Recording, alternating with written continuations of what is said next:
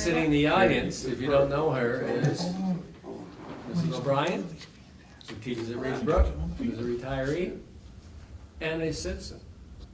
Right? You still live in town, sir? I'm sorry. Do you still live in town? I do. I live That's on okay. Monroe Road. That's what I thought, yeah. Yeah. So just so you know, she's not someone who walked in. An informed citizen at large is also. An informed citizen and an employee. They beat Morton last night. He's got a better record than Berlin. Wow. All right, so 6:01, we'll call the June 4th public information meeting to order, budget. Welcome all board members and members of the public.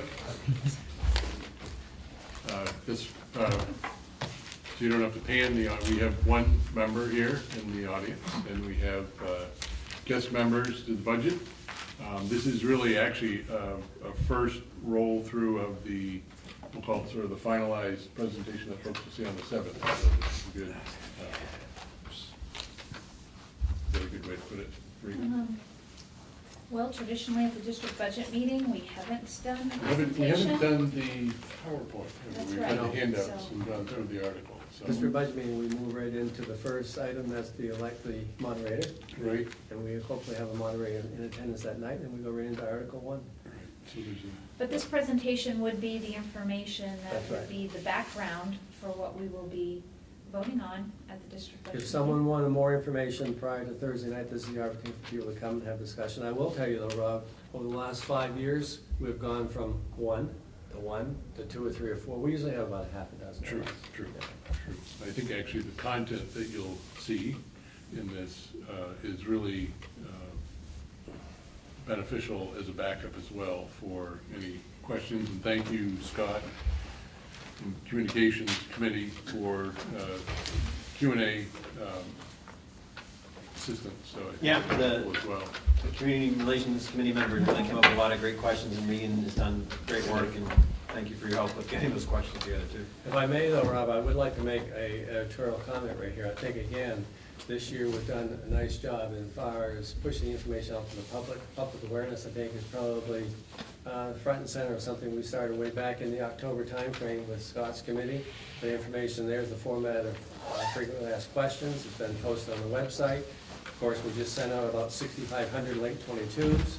So I would like to think that visibility has been one of our hallmarks this year, so. And we did receive a question. I received an email I forwarded along to Reagan, and I believe, Scott, you may or may not have seen it. That was another one of our Q&A items, was the ballots that have been circulated did not have a number. And Yes. the reason for that is they can't have a number until June 7th happens, and we actually validate the correct. number, which is why the ballots can't be turned in until after June 8th, or until June 8th. That's correct. That's a good point, though. I don't think we do have that on the frequently asked questions as of yet, but that would be a good That's a good one. one to add. That is a good question. Particularly if they're gonna go proxy vote, they're, Because they give you more, because a couple of weeks ago when those were available, we did have a couple calls at the office with people leaving, wanting to know if they could turn it in on May 27th, whatever the case may be. But again, the key point is you can't turn it in until after the budget's been done, which this case is June 7th. So June 8th at 8 o'clock in the morning, although, now that I'm rambling a little bit, the town of Hampden is closed on Fridays. every Friday? Yes. So, We can't Sue, do it. can you help us on that as a citizen? I don't live in Hampden. Yeah, The town of Hampton's town office is closed on Friday. Are they gonna be open this Friday? not that I'm aware of. I'll have to check that out, Scott. They're not, That'd be interesting. they're never open on Friday. They're open till 6 o'clock. So how do people, we're having a conversation right now, so how do people turn their ballots in on Friday in the town of Hampton? Not till Monday. Let's wait till Monday. All right. That might be another. That would be my okay. guess. You got a bail slot? That's a good All right. question. We'll find the Tell answer. them, yeah, I'll be fine. I'll find the answer out tomorrow. Thank you, Rob. All right. Would we like to, do we have any paper copy, or are we all online? The audience has been given paper Okay, copies great. of what we're going to be going over. Let's go ahead and get started then. Let it roll. Okay, so tonight we are going to review all of the aspects of our fiscal year 19 budget coming up next year. We do thank you for coming out to hear more about this. First of all, we'd like to go over the process that we've used this year in budgeting. We've tried a couple of new things, and we hope that that has provided additional information for folks. The budget review process included school administrators initially coming to the administrative council to bring together recommendations that they would make to our district budget committee. And there was time for questions and discussion. We did have administrators present at all of our workshop meetings this year so that they could answer questions directly about budgeting at specific levels in our system. The first meeting of our budget committee was held on April 3rd, and we then had 5 meetings scheduled between April 10th and May 15th. And we are culminating tonight in being here on June 4th to discuss the summary of all that we've come to decide. All the budget committee meetings are noticed, as are all of our school board meetings, and they're open to the public and available by videotape. So we encourage people to check those out on our website if they're interested. And we do have a link listed here, and we will put this up online so people can access it. So you can learn more about our ED 279, which is our funding formula document, if you'd like to learn specifics of school funding. This is a list of all of the meetings we had, exactly which articles were discussed. And the articles, of course, are the sections of the budget that determine different facets of the funding that come in. And we tried this year to make sure that every article was discussed at least one meeting, if not more than one. And we also had the link 22 go out back on May 25th to give background on each of the articles, and also has an insert that you can bring to the district budget meeting so that you can follow along as we move through those. We are going to be having a district budget meeting later this week on Thursday, where we'll have voting on each of our articles, and then Tuesday will be the validation referendum, where all polling sites will be open to confirm if the communities do indeed validate our budget. Anything to add, Rob? No. Just one clarification on the referendum, because sometimes people ask, that's an aggregate vote. So in other words, if one town defeats it and 3 towns support it, it's the aggregate vote, total vote among our 4 towns. So now we're going to go into different facets of the budget and factors that helped us to make decisions that we are recommending to the communities. So the first topic we'd like to review is enrollment. Coming up for next year, we do have an enrollment of 2,396 students that have been identified on our ED 279 as pupils in our count. And that is up 24 students from the year previous. Some of those students are, of course, tuitioned to us from other districts, and so they don't necessarily show up in the individual town counts, of course, because they're living in towns outside of our RSU. But for subsidy counts, and also for determining allocations by each of the locals, I have written out for you today what the enrollment is by town, and whether there was an increase or a decrease for each of those towns in enrollment. So you'll see that 3 of our towns, Hampden, Newburgh, and Frankfort, all will have additional students coming to our schools next year. Winterport is experiencing a decrease of 26 students.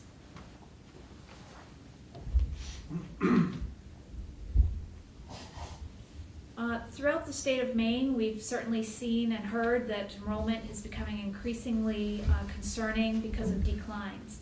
And RSU 22 is probably an outlier in this category. Our enrollment has stayed relatively steady. That is in part to the burgeoning tuition student recruiting that we've had, and students selecting to come to RSU 22. And so next year is no exception. We are maintaining enrollment quite consistently. Alan, also remind us, what year did Frankfort come in? 2012. 2012. So we went from a 3-town RSU to a 4-town 2012, and Frankfort brought in roughly 275 children. It was 175. 175. Well, quite a bit. around 170 Okay, initially. Now we're picking up those yes, students who can no longer go to. right, yeah. Bingo.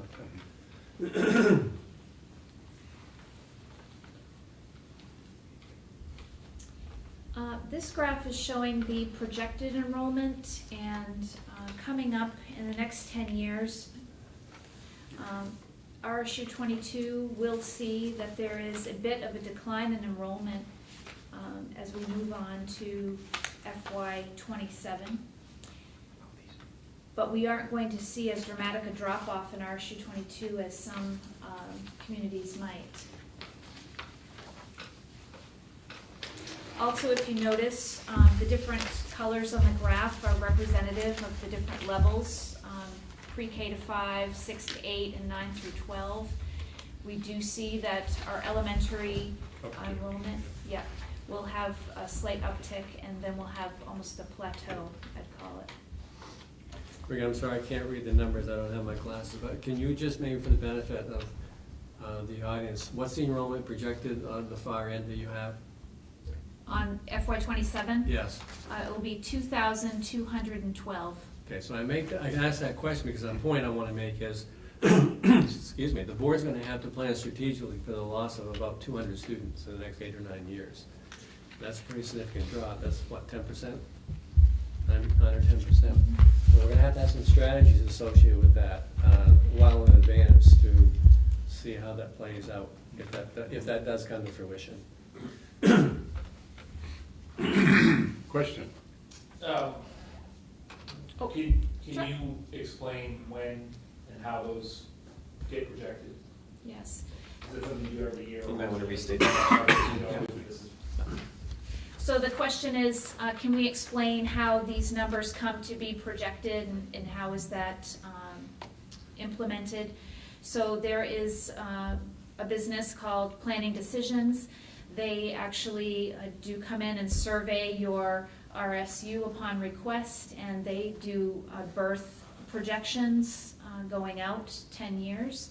And this company has been utilized by RSU 22 for quite some time, and we have found that their projections are quite close to what we end up having for enrollment. There have been a couple of years where we have seen swings in enrollment, so we do pay attention to that.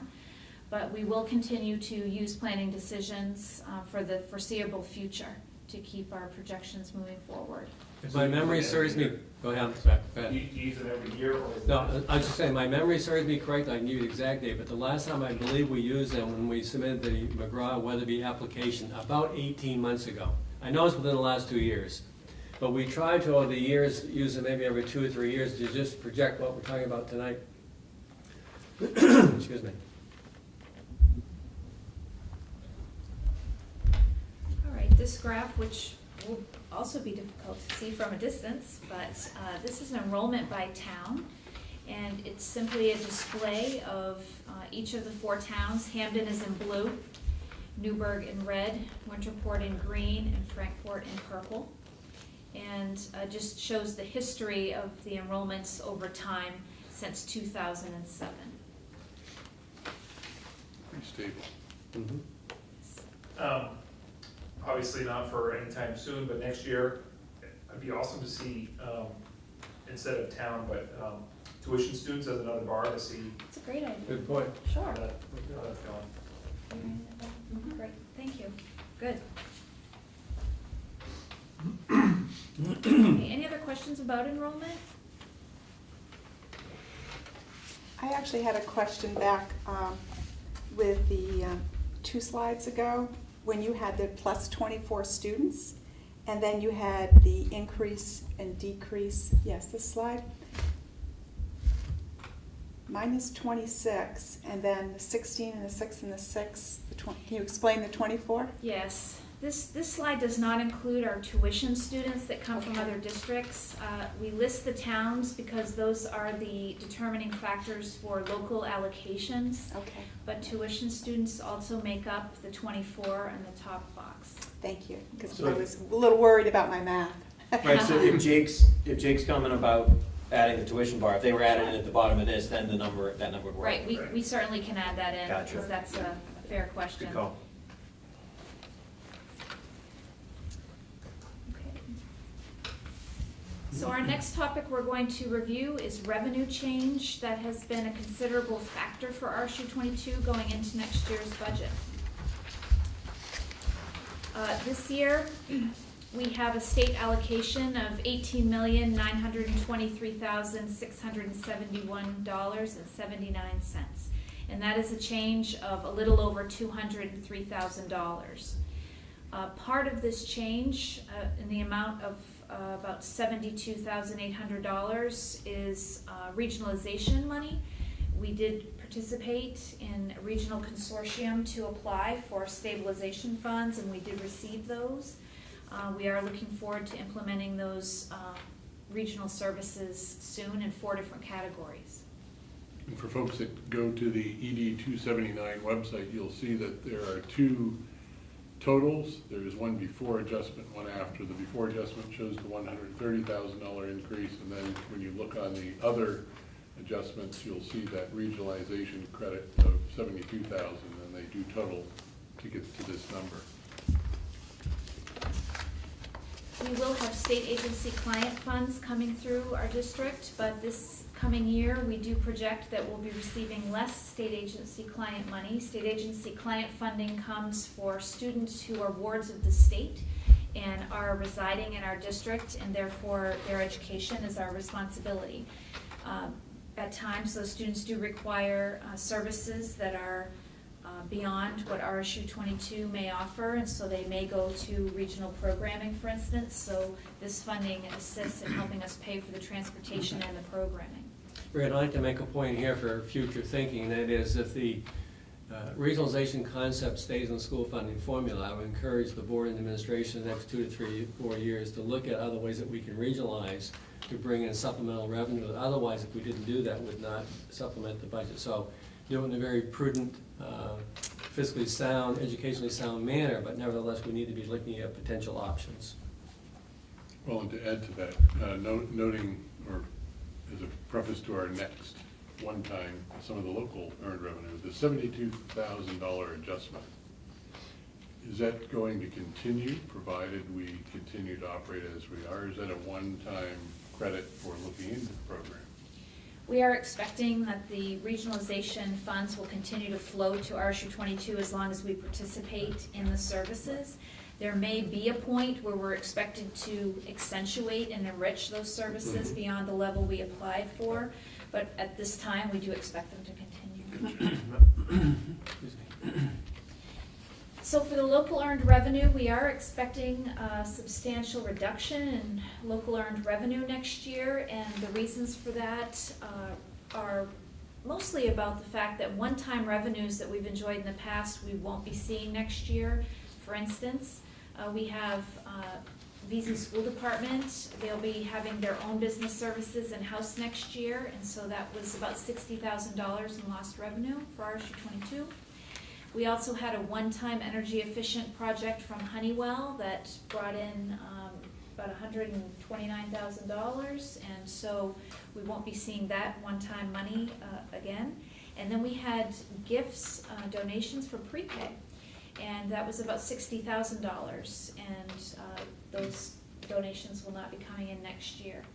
So recognizing that, we are making efforts around raising revenue, and we're considering different avenues to take, one of which is the regionalization and bringing in the extra $72,000. We also established a beverage service contract with Coca-Cola this year that over 9 years will be another $63,000. So we are considering how to continue the revenue stream. You might want to elaborate on the signage efforts that we're doing. So when we had the turf referendum, we certainly heard from all of our constituents that planning was essential. And so we did make overtures to start different avenues for revenue building, one being a signage campaign. And we're hopeful that with the opportunity for sponsors to come into our athletic facilities and have space for advertising, that we will have a revenue stream that starts to come in quite regularly. And we have already secured thousands of dollars in sponsorship so far. Then we have the unallocated fund balance. We are going to be dedicating $440,000 toward the FY19 budget, and that is the same allocation level as we put forth last year.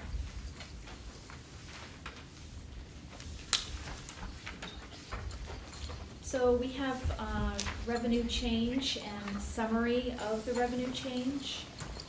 The state allocation is increasing next year, as we reviewed a moment ago, by $203,000. Our state agency client will be reduced, and our earned revenue will also be decreasing. So we have a net decrease of $108,964. And we would like to point out that this loss is really about a shift in state allocation. We do recognize that our state valuation of property throughout the RSU has increased, and therefore there is an expectation that we will have an additional $632,000 of local support from our communities that's state mandated. And those two items alone equaled a 6.24 increase to our local towns. Regan, I don't want to take you out of your sequence of presentation, but I did want to talk about, if it's appropriate here or later, the capital reserve account, because you were talking about the designated fund balance. Do you want to talk about that now? Sure, it does come up later, but we can talk about Because, that now. because on Thursday night, we're going to be asking in Article 18 to move $275,000 from the undesignated fund balance to the capital reserve account. So capital reserve funding is maintained so that we can address facility and maintenance needs and capital projects that are within the scope of the capital reserve. Capital reserve funding has been funded for the last few years in RSU 22, and just last year we made a transfer of $150,000 into the capital reserve. At this time, we do have a balance of $356,289.20. We do expect to be making transfers from the capital reserve as June 30th comes to fruition, because we do have capital projects that we've funded this year. But we're making a recommendation that next year we make a substantial shift from our unallocated fund balance into our capital reserve account, so that we're well prepared for the capital projects, not just of the immediate now for safety and security, which we've outlined to complete over the summer, but also into the future, because we have so many facilities that are going to need upgrades, renovation. We also know that we have buildings that are being scored presently for a new building project, and depending on how those come back in, we may have interest in moving forward on some of our building needs. So $356,289 is currently available, and we'd like to increase that substantially at our district budget meeting. Anything you want to add about that? I think we'll see on the history of what we do with unallocated funded capital later on as well. Right. Can I ask a question about that? Because it actually came to me as I was working on one of the frequently asked questions. So we transfer from unallocated fund balance to the capital reserve account and then spend out of the capital reserve account. But we don't just, so I guess the question is, why aren't we transferring the money directly into maintenance, the maintenance line, and spending the money out of there? What's the rationale for that? Because part of that, really, we're setting a budget for maintenance on an annual basis. If to make a permanent change to that line item, that would not be an anticipated expense. So when you're looking at how we look at long-term capital, there's sort of an annual budget process. But then I call it an interim capital is something that would occur for larger expenses or things that you would probably not work into a regular annual budget. And what you're suggesting would put it into that cost center. That's not something that we identify through the budget process. In fact, we did this year, if you recall, look at permanently increasing the capital line item of the budget, but then realizing that, look, we're really talking anywhere from a 3 to a 6 year capital projects, that we didn't want to permanently establish a higher capital number that really is to address known projects over a finite period of time, if you will. And Rick, do you have anything to add to that from? The other thing I would add, Scott, is it also takes and separates it out of your budget, so it's not a part of your budget, so it wouldn't increase your gross, or it may be, it would be a single entity in a defined purpose. You could do what you're saying, you could, that's Right. that's a permissible way. But so it sounds like it's a difference between, I mean, there's a sort of capital budget, which is what the capital reserve fund covers, which Right. are large projects, multi-year projects. Right. And then there's a maintenance budget, which Yes. affects Yes. year to year. Yes. no Here and cost. now. That's Here correct, and now. that's Yep. correct. That's right. And I think, again, this here, to some degree, addresses, excuse me, some of the criticism we have with the turf field, and that is how do we plan strategically for something 6, 7 years down the road? The capital reserve does that better than your annual budget does. Right. Yeah. Makes sense. And the maintenance line then isn't for planned things that need repair now, it's things that come up during the budget year, is that safe to say? Most of it is planned. We've made. Normal wear and tear, not major capital. Right. Mhm. But it does allow for things that are incidental that we don't necessarily see coming. Gotcha. The other hope that I may have, knock on wood, you've heard me use this state revolving renovation fund monies. If that shows a life in 2020, the capital reserve fund can maybe be supplemented by SRRF versus your local budget. That's wishful thinking, but you never know whether that can come back to be advantageous, because you've heard me say before that we were one of the beacons in the state for state revolving renovation fund monies years ago. Yes, quite a bit. Yes, Yeah. yes.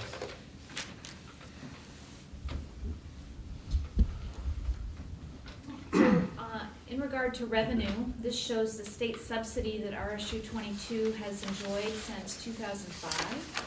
And as you can see, in recent years, 2011 and up, we have seen an increase in the subsidy from the years prior. But there has been a bit of an ebb and flow to how that subsidy has come in. Is there a number category that may have pushed out the dollar? Yes. When we do maybe a final print that goes on the website, we can Have it.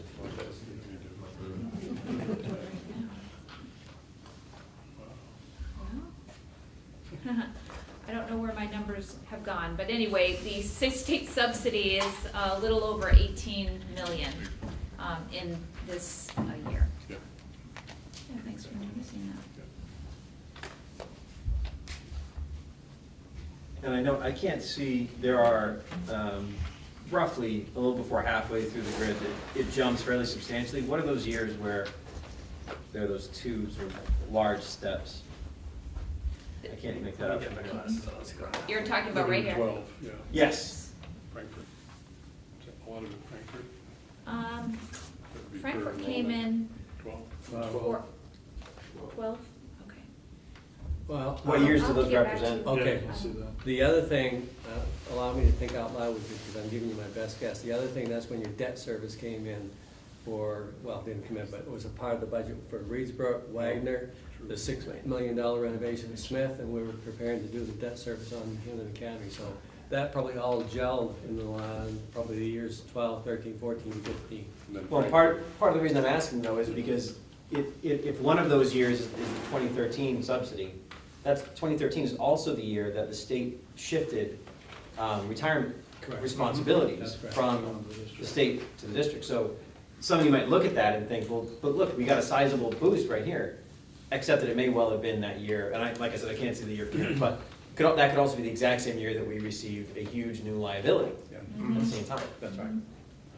That is 2013, is one of those jumps. So one of right those here. jumps is, I'm sure, You're right. resultant of and also eaten up by Sure. teacher retirement that was That's good. shifted from the state to the municipalities. Right, as a plateau, though, it's running fairly flat. Yes. Yeah, quite. Okay, next we'll go into budget summary information, so we'll be talking about our proposal and what is made up in it.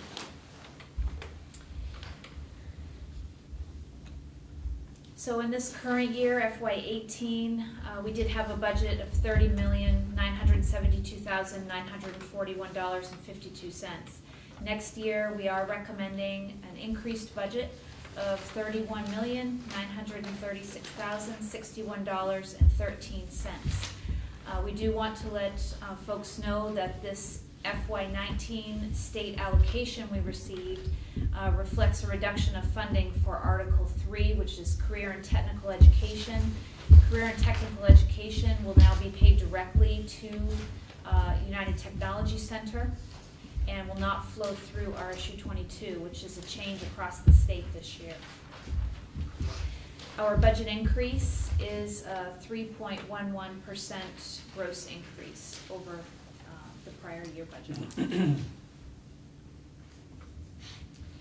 So I'm going to go ahead and zoom in on this so that folks can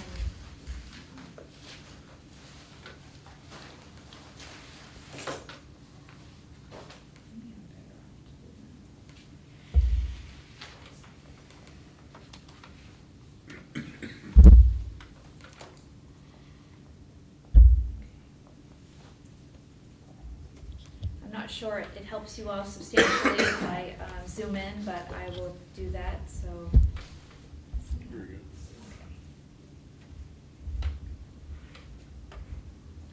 So our expenditures this year, as I just shared, are 3.1 increase.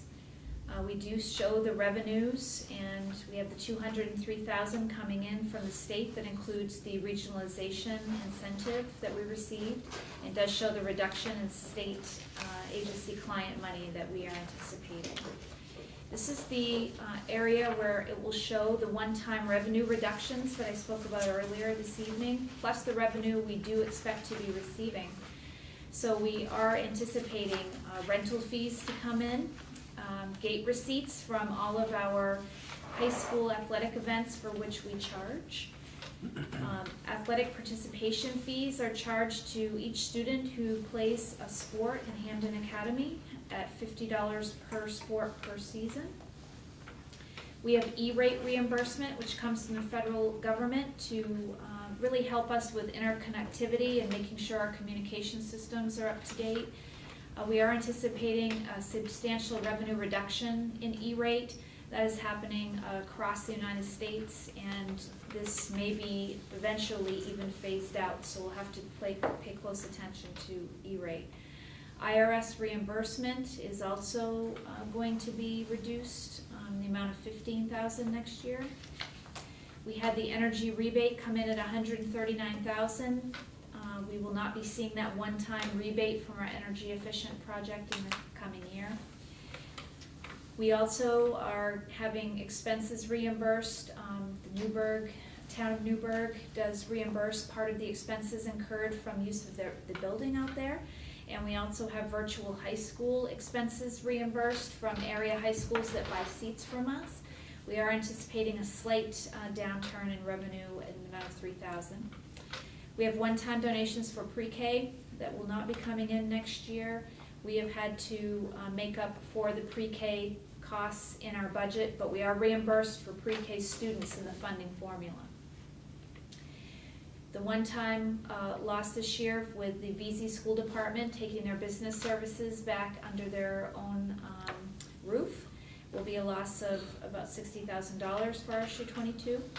We did initiate the Coke beverage service contract over a 9-year time span. Next year we're anticipating $13,300 between Coke and MSMA, which is Maine School Management reimbursement.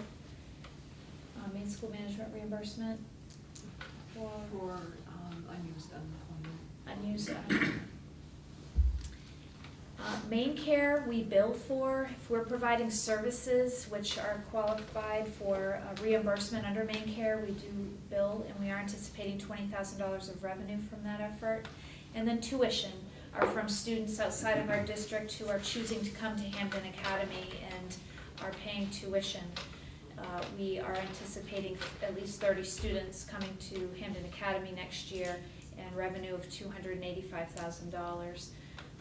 Our numbers right now look positive, but we are being conservative with a number based on historical enrollment because they are teenagers, and over the summer they can make changes to where they like to attend school. A couple of comments there, Regan, just to remind board members that we're now within 3 years of turning the Newburgh Elementary School over to the town of Newburgh. that'll have some implications on the budget, should be fairly narrow or shallow, but nevertheless, it's a component. I'd like to see, again, I'm giving you a lot of historical perspective tonight, and I apologize that somewhat, but main care 4 or 5 years ago used to be $250,000, $300,000. That went away, I believe, getting back to your question you asked somewhat earlier, Scott, when Governor LePage paid the hospital bills off significantly. That then torpedoed main care reimbursement to schools significantly. We lost like $230,000 in 1 year of revenue. So my hope would be maybe in 2 or 3 years we can see some uptick of main care as well. So main care and the Newburgh School are just two things to keep an eye on in that revenue stream. We are dedicating $440,000 from RSU 22's unallocated fund balance to the budget next year. And therefore, we do have the local allocations determined for assessments. The $9,166,972 right here, that is a required local contribution. We are required to raise this amount across our 4 towns in order to receive the state subsidy that the state has allocated to RSU 22. This is a substantial increase, and this is based on factors around state valuation and mill rate increase of $632,855. I think Rob has done a great job there over our meetings to accentuate that key point. And in my opinion, there's a lot of important numbers on that sheet, but in my opinion, the most important number is the one you just went over.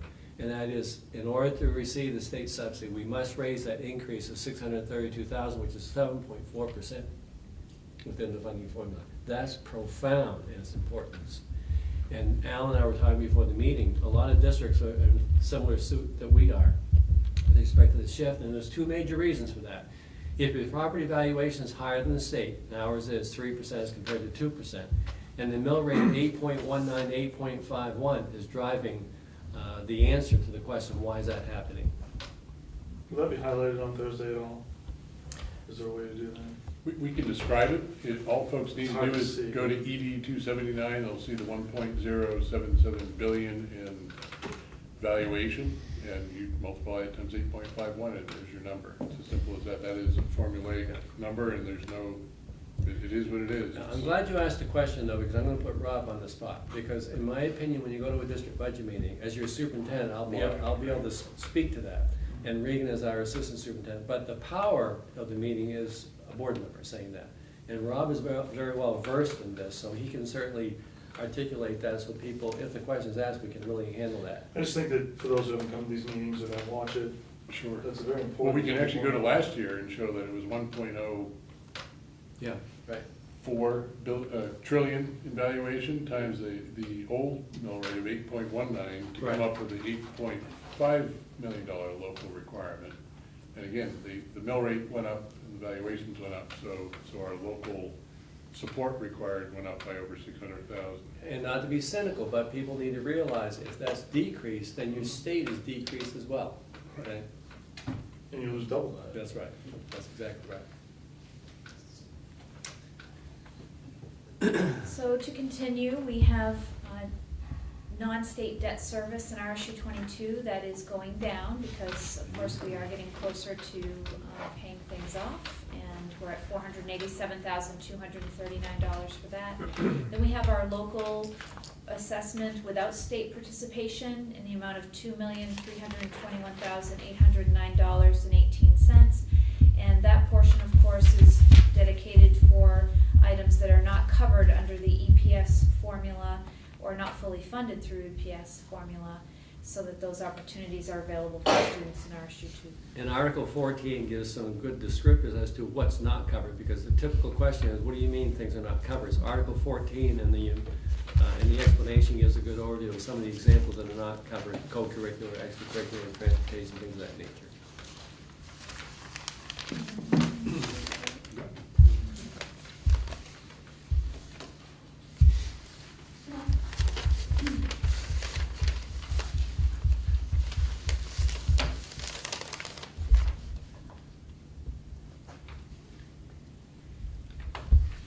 So this was a slide I asked Regan to pull together. What have we seen in the past for gross budget variance?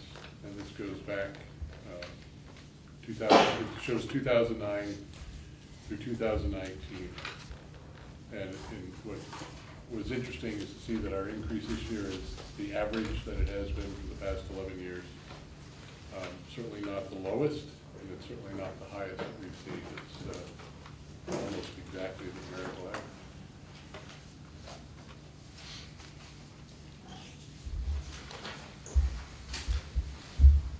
This is a slide that's representing the unallocated fund balance history. And I can see it's a challenge to see it. I can try to zoom in. You got it? Okay. What we see in this slide is that we have been tracking our allocated fund balance. I have on this slide back to FY10, where we had a $212,147 unallocated fund balance. We certainly have been growing that fund balance as requested by our auditors so that we are in a healthy state. And we are now at a place where our cumulative fund balance, which is different than our general fund balance, is at $1,700,000. Our cumulative fund balance accounts for our general fund balance, which would be our budget carryover, along with our adult ed carryover and the federal funding carryover that we are allowed to move forward. What I would say to you is that we will be taking $440,000 of that 1.7 and putting it toward next year's budget. We'll also be taking $275,000 of this unallocated fund balance and putting it toward the capital reserve. And then we will be talking with our finance committee about where we move in the future with the use of unallocated fund balance, knowing that we have the 3% cap. We need to have that spent down over a 3-year period, and we are well within the parameters of doing that with the allocations that we have proposed going into the district budget meeting. So we don't actually have this year's numbers yet. It's not Correct. quite over, but if we Right. did on 18, I think what we'll see is our fund balance transfer in 16, 17 was probably the peak that we've seen.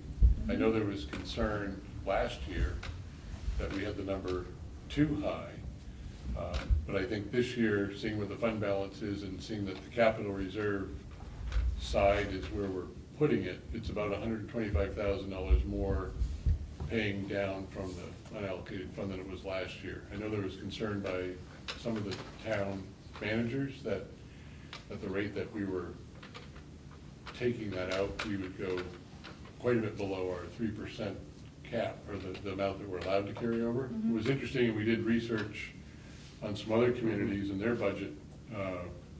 They were, I think the most extreme case we saw paying local unallocated fund balance every year of anywhere from $2 to $2.5 million, which just meant that their whole budget was higher and they weren't spending it each year, they were paying it down, and that it seemed like an expenditure-based approach. But my question would be, if we look at this year, the 440 and the 275, do we have a sense of what number we would need to transfer just to stay below the 3%? Are we comfortably below that, or how far are we below that to echo that concern that some of the town managers may have had? We are within the appropriate boundaries for paying it down.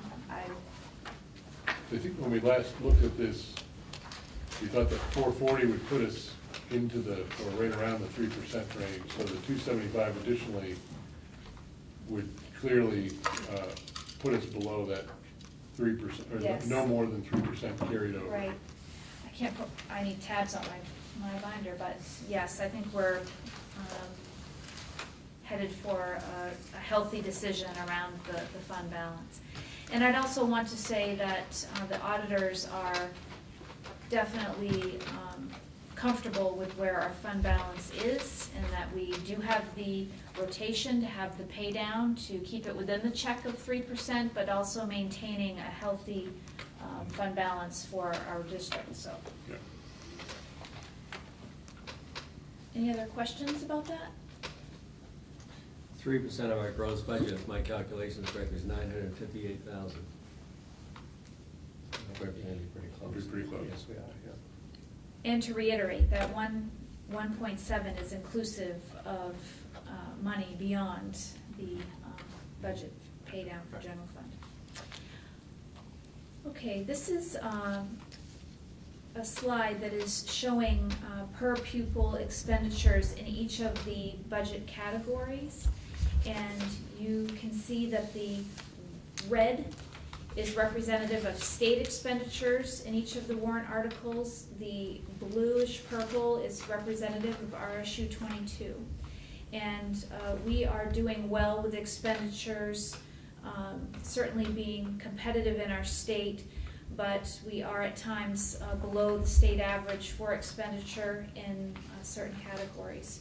So we are monitoring these and comparing ourselves to other districts that have like subsidy levels as us and also have budgets in the same range as RSU 22. So Regan, maybe one could conclude by just looking at that and assessing it quickly. You'd want to be favorable in the state with respect to the money you expend in classroom instruction, if you will, okay? Versus, speaking selfishly, administration wants to be less than the state. So that's how you'd look at that, compare and contrast, if you will. What's that last category, the one that we're above the state? I can't read that from here. That's debt Probably debt service. service would be my guess, yeah. That'll change every year. Yes. Yes. But this is the statewide averages for all school districts.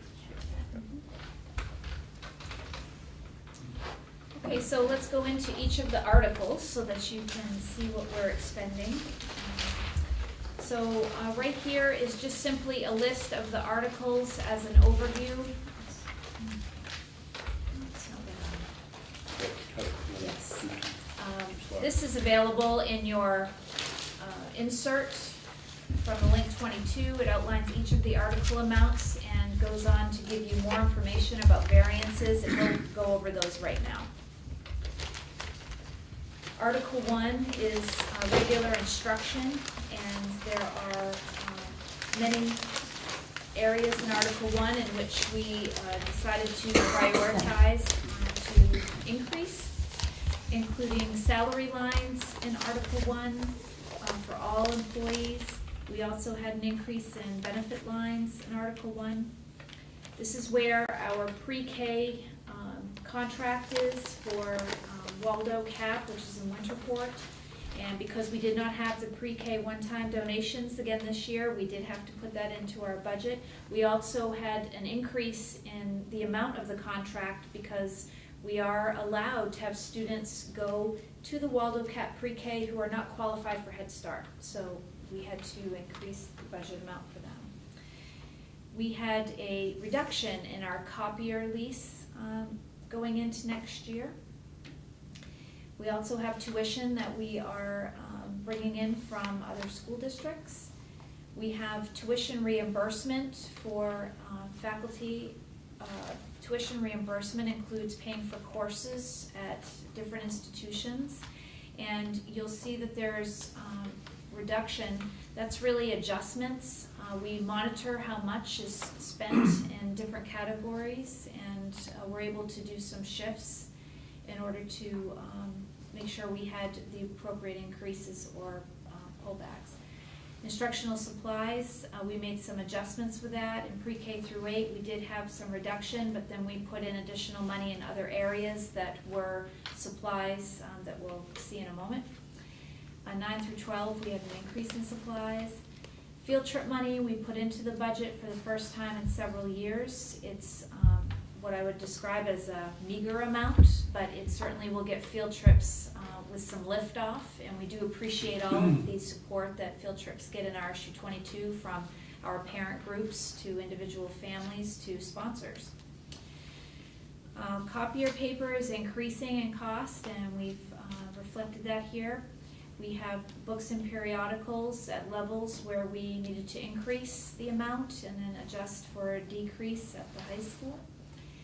Dues and fees, we've increased at one level and decreased at another, and that's due to NEASC accreditation work that our middle schools just concluded and our high schools will complete next year. question on Article 1?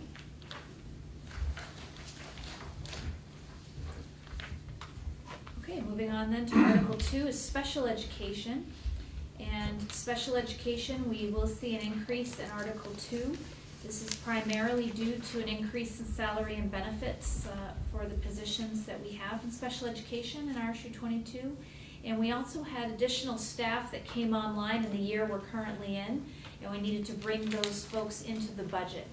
There are often times when we have students who come to RSU 22 and they require support and services beyond typical classroom teacher or existing special education staff we have. So we bring them on. Article 3. Article 3 is in regard to career and technical education. And as I shared earlier, we are not going to be having the flow-through of CTE money in this year's budget. So $392,000 will no longer flow through RSU 22, but we did have $50,000 in transportation that is now required of RSU 22. It used to be paid for through that flow-through assessment, but now individual school districts will need to address that cost in their own budget, and you'll see that in Article 8, which is transportation. I do want to make a point, Reagan, that the programming will stay intact. The program will continue. The money simply, rather than coming to RSU 22, will flow, in our case, to UTC, United Technology Center, because at Hampden Academy, we have approximately 115 students that attend UTC.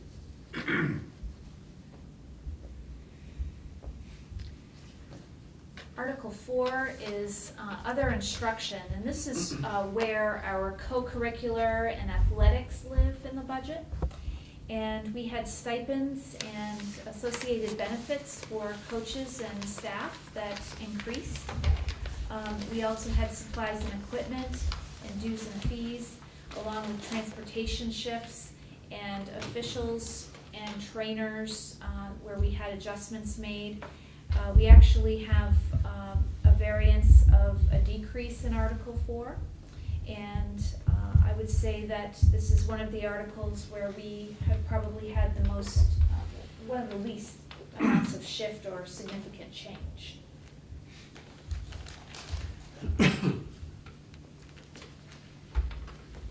Article 5, student and staff support. On the other hand, this article has some of the most significant change in our budget going into next year. We do have an increase in Article 5 of $171,748. We are having an increase in salary and benefits across the positions that are in this article, but we have the addition of 3 new positions here, and these positions are prioritized due to the need for student safety, well-being, and making sure that we are prioritizing recruitment and retention of faculty in RSU 22. So you'll see that there is an addition of a .2 nurse. That nurse service will occur at Reedsbrook Middle School because we do have a significant number of students with some substantial needs. We have an addition of a .5 instructional coach that will serve throughout our district, and the interest there is around the retention and recruitment of teachers. We also want to be building our national board candidate pool, and we currently have this position in place, but it is not funded through our budget. It is funded through federal funds, and those federal funds are being shifted, and we won't be receiving the same degree of funding, so we're moving it into our budget. We also have a new addition of a contracted social work service for Winterport schools. This will bring a social worker in full-time to the 2 campuses in Winterport, heavily focused on the needs of students, of course, but also the connectivity with their families and making sure we're having outreach like we need to support those children. Also, I'd like to amplify there, Regan, with the partnership with Eastern Maine healthcare system, we're getting a full-time social worker for about 50% of the cost because they're able to draw down main care to support that, unlike our ability to do so. So Article 1 through 5 accounts for about 65% of the total school budget. I was at a meeting recently and someone had mentioned that their feeling was that barely 51% or 52% of the school funding makes it into the classroom, and I would argue that at RSU 22, it's much higher than that. It's clearly, if you count Articles 1 through 5 as instructional or benefiting students, as they clearly seem to, we're in the 64% range, so.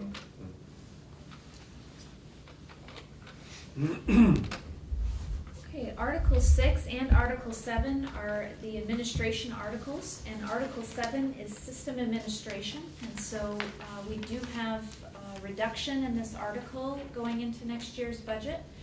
What we have done is gone through line by line and looked for places where we can make reductions, including board stipends and benefits, because we have moved to one meeting a month.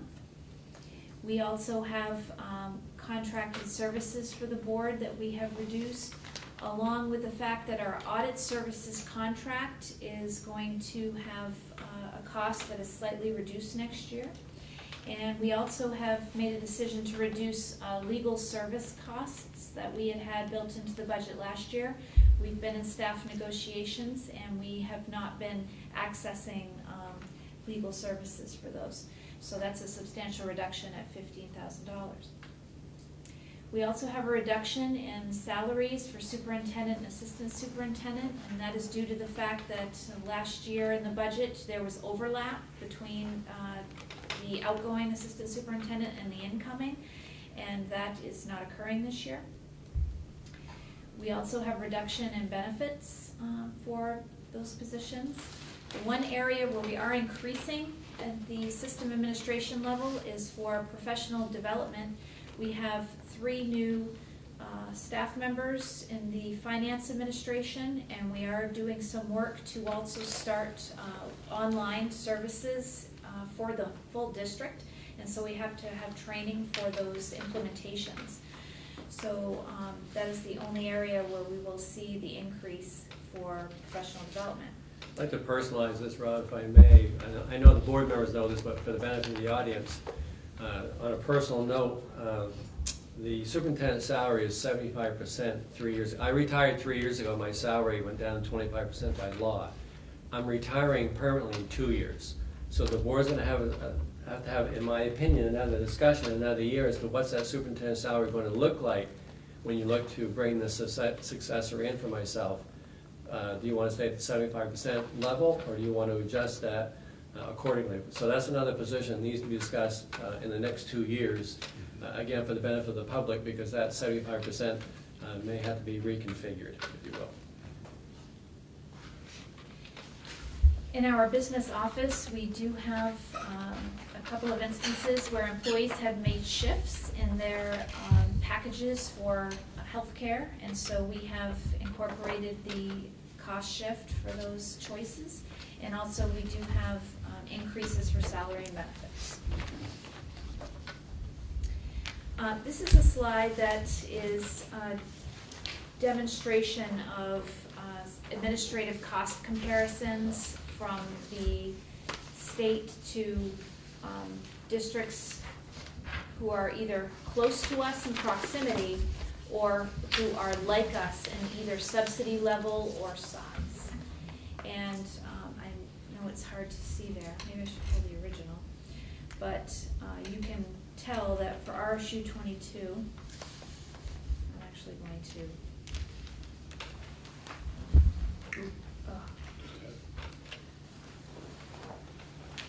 Is it on the website too, that slide? this will all be on the website, so Oh. people can look at That's a that. key graph right there. Yeah.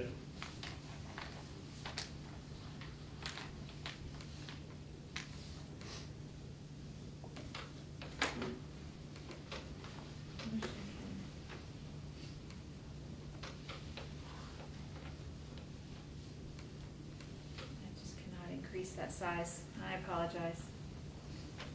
Maybe what you could do, Regan, what was the state average and how do we compare to the state average? I can't read it from here. Do you have those numbers, Trish, in the spreadsheet for that one? I think it just gets pixelated with the insert in PowerPoint. If you can make budget on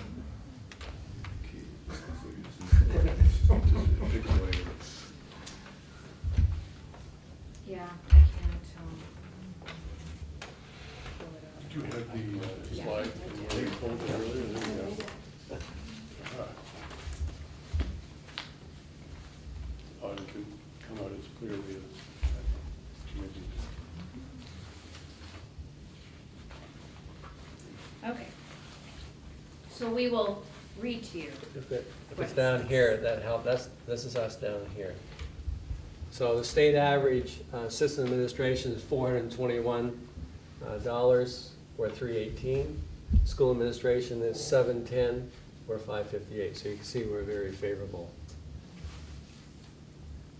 The districts that financially are more favorable are RSU 63, Eddington, Carmel, Scarborough, and ourselves. Here's Bangor, Herman, Brewer. Who's up the top there, Rick, in that graph on the bottom? That's Orono. Right here? No, Yeah, At the Orono. top, Orono's. Orono. $1,726. per Orono's, student. that's, okay, Orono is 1728. Our total is 876, and the state average is 1132.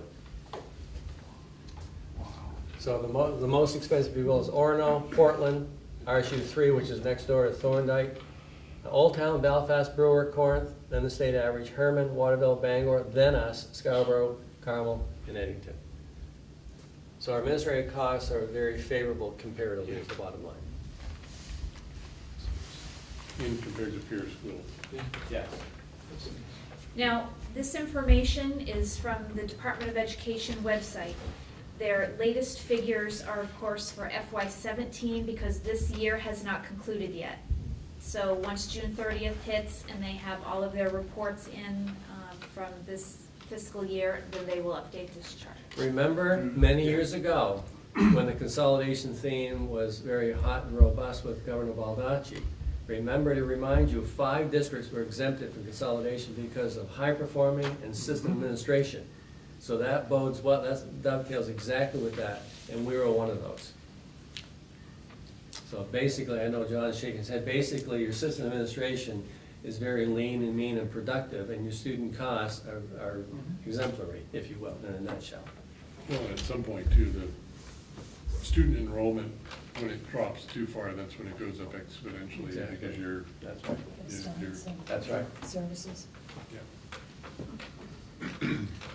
So the next article is also an administration article, and this is for school administration, which includes principals and the staff that work with the principals, including your school secretaries. So in this line, we've had an increase in salaries for those staff members. We did see a reduction in benefits overall for the principal's offices, and we saw an increase in benefits for administrative assistants to the principals, and that's once again just health insurance package choices and making adjustments there.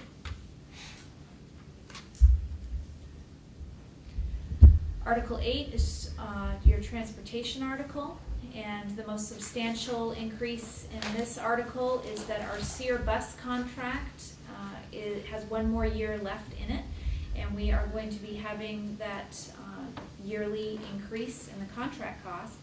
But also we are looking at incorporating money for transportation of tuition students, and we are also going to be purchasing a used van. We have a fleet of vans that help to transport students to different sites where we have small groups attending, and it is time for us to make an update. So it's about $577 per student, or about $11 a week for those that are driving their kids to school. I only wish it was $11 a week. Again, for the benefit of the audience, our track record is we usually buy these vans in an auction, or we see, as some of our custodians travel around the greater Bangor area for sale at some of the other dealerships. We typically pay probably $5,000 or $6,000 or $7,000. We're not going out and buying $25,000 Chrysler Caravans. I think those are more than that now. Are they? Okay. Okay, Article 9 is an article that we have talked a substantial amount about this year. Article 9 is the facilities and maintenance article. This is an article where we have made some decisions around trying to budget money for exactly what we were speaking about earlier, capital projects, immediate needs throughout the buildings, and we are making some of those decisions in this.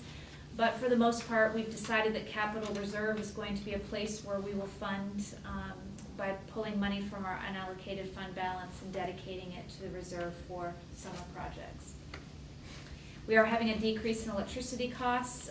We have had lighting conversion throughout the district, and we are seeing that pay off even in this year's budget.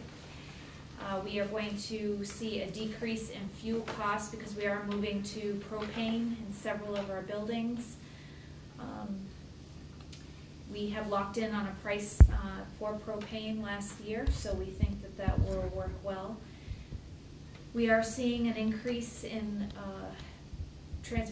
transition costs for bringing in custodial service costs that had not been included in the budget before. We've had a couple of employees who have worked for us, and we are now recognizing that they need to be in the budget. We're going to have increased costs in contracted service maintenance because we are having some contract increases, including our campus care and athletic field contract care. We have put in a new line for vehicle maintenance, and we have repair and capital repair services that we're increasing so that we're identifying those smaller projects and maintenance that we do routinely or that need to be done and make sure we have a funding source.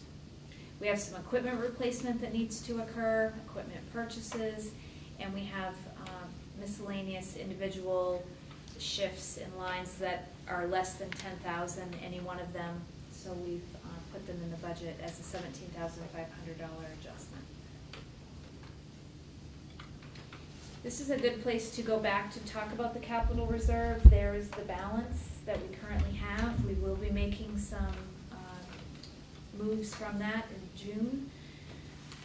But for the most part, with the addition of $275,000, we'll be well on our way to having a healthy approach to deferred maintenance. You always can be doing more with deferred maintenance. We just have to look out the window and look at our facilities outside to know that those costs are coming. It's just a matter of time. Article 10 is debt service. We are having a decrease in debt service as we move forward to paying things down. This is, of course, debt service that is state identified debt service. And just so you can see, this is our chart of debt service projections. This chart is going to have added to it our turf field. Once we have the financing for that and have the amortization schedule available for it, we will add that here. Going into next year, we're going to pay minimally for the turf, just 2 interest payments. We won't have any principal payment because we are doing a bond anticipation note right now, and then we will move into bonding in November.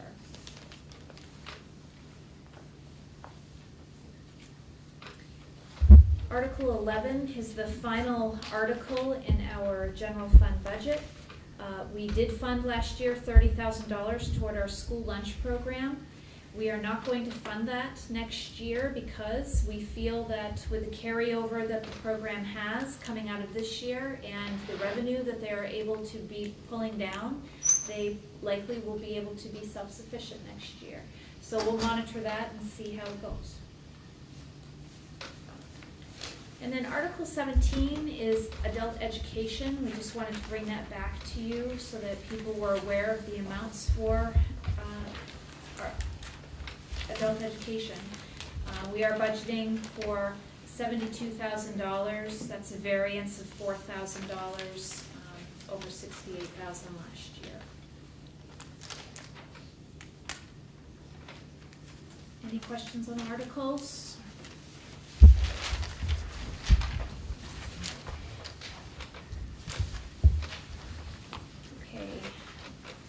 Next up are our local assessments, what we will be asking individual towns to put forth in the budget. And as you can see, we've listed each of the 4 towns and the amounts that will be past next year and the increase. So we have total valuations. The percentage of increase in valuation in Hampden is 2.53, in Winterport 5.32. Newburgh is facing a 2% valuation increase, and Frankfort 5.42. Did you want to speak to this at all?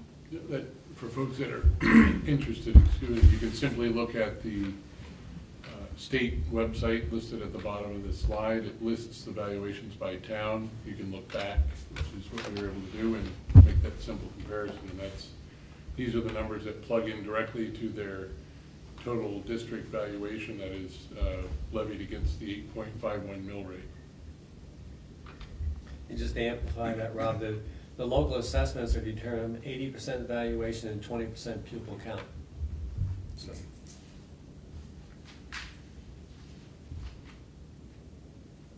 Ready to show us that right now.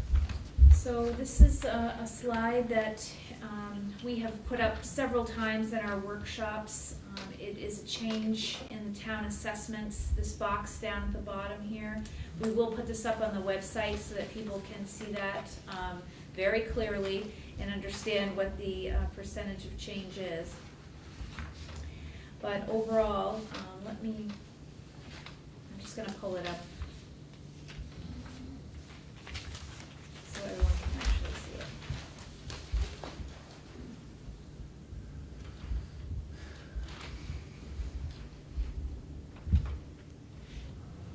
Hopefully that's improved for you.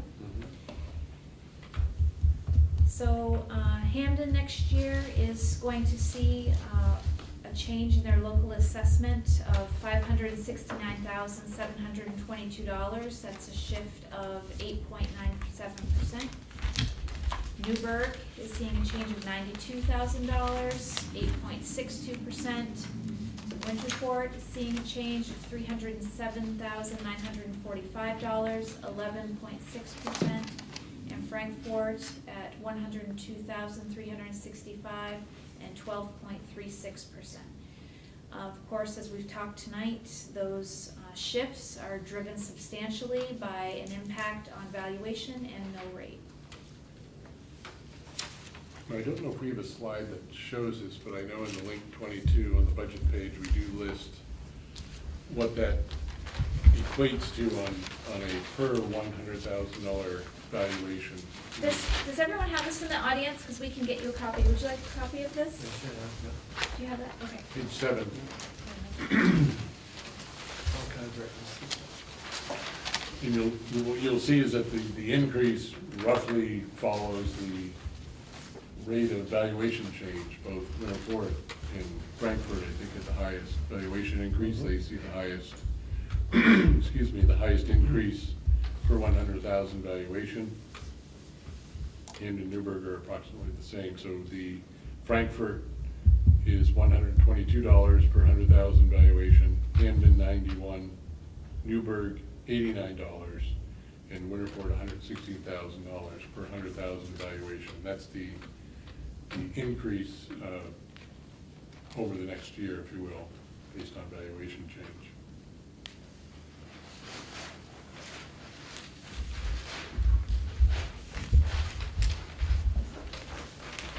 Actually, can I just say one thing about that graph? Because the graph does sort of make it look as though this will be the change in local taxation next year, which is not actually the case. A community like Winterport, the increase was $300-some thousand. Winterport has a very healthy designated fund balance. If they so chose, it could be that in Winterport there was no increase in taxation. That's true. That doesn't mean that that's what they're going to do, but That's true. so the And graph. this is only the school, not your Exactly. entire tax bill, because we know there are other pieces that layer onto that. Exactly. Yeah. Jake? I will say, this is helpful though, this is basically the max that they can say was attributable to the school. Right. You know, so. That's correct. It's a good way to put it. Easy calculation that you can do. You know That's how it very works. true, yes. Yep.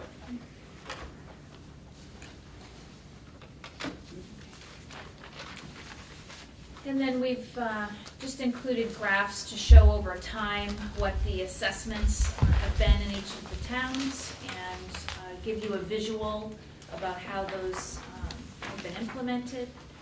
So I'll just go through each of the towns.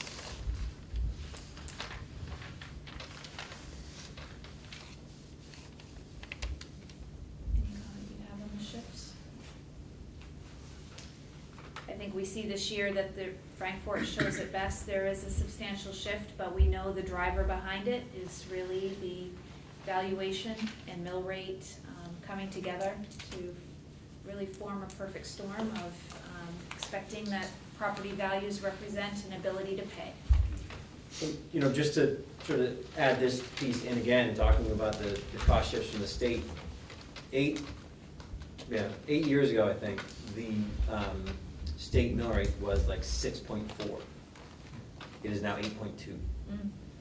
And that's the state mill rate based on the valuation for school funding. You know, that's not a locally controlled number. So for that to go up, whatever it is, you know, 1.8. 4.5%. That's Substantial. it's a big jump. It's a big jump. Roughly 18, 20%, and that's Over the total period, right? over the total Right, period, yeah. because last year was 4.5. It's a big percentage jump, and we do what we can. I said this at the last board meeting too, but the work that Rob and Regan and the folks on the budget committee have done to try to get this manageable while still sticking to the things that we've said are important to us to do has been fantastic. And were it not for a big shift, the local assessments would not be going through the kind of change they are right now. There would be a change, but it wouldn't be anywhere near like what it is.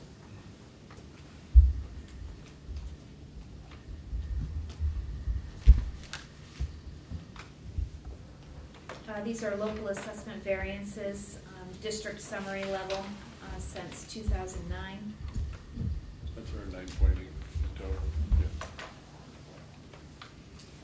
Okay, and then this. Clearly not an average this year. No. Not the worst, but not an average. Yeah. The average appears to be somewhere down in the fives. This next slide is going to be difficult for anyone to interpret, so I'm just going to tell you. I think they have PowerPoint in our adult ed program. We should maybe let's not talk about it. Just breaking your chops. I have some kids. The darn cutting and pasting, we lost our pixelation again. So we'll actually have, before we upload again, we have the, What this chart is simply showing many comparison school districts and what they are supporting above the EPS formula in their budgets. And I think what I would represent to you is RSU 22 has really been in the land of about 4% above EPS. And there are districts on the list who certainly are similar to us at about 4%. I really don't see that there are many districts that are lower than us in recent times, but there are some districts that go substantially beyond EPS in the realm of, I'm looking at 34%, 10%, 29%. So RSU 22 being a high receiver, about 67% of our funding is brought to us by the state. We are responsible for the residual there. I think we're getting a great deal for what we're asking folks to contribute to the education here in RSU 22. But this chart also shows the evidence that we are staying within our means, though we recognize we have to ask for a bit beyond EPS because we offer our students the opportunities we choose to. And this is a graphic to show the state is the red line at the top, and the blue lines represent annual per pupil costs across a span of years from FY07. And you can see that the cost of a pure pupil in RSU 22 right now is just below $10,000 a year. The state's red line shows you that the cost is approaching $12,000 per pupil in FY17. That standard comparison is pretty powerful right there.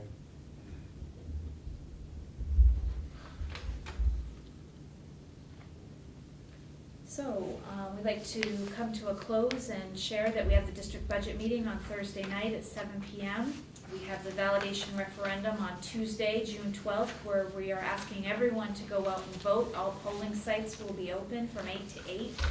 We really do thank you for your participation, and we hope that you get your questions answered. And if they haven't been thus far from what we've been putting out, we'd like to encourage you to contact us. Certainly, we're available by email, phone, drop in. We'd like to talk with folks who do have questions so we can make sure you have the information you need to support the budget in the way that you so desire.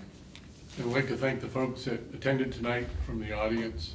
Your questions at each budget committee meeting and the workshops has certainly led to us providing more clarity in anticipation of questions that others may have. Your questions and input, I think, have been very valuable for us to frame how we present or explain.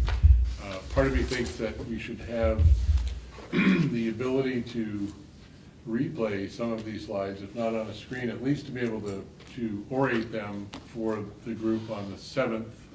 I know some years we've had absolutely no questions on the warrant articles. We've simply gone through and voted.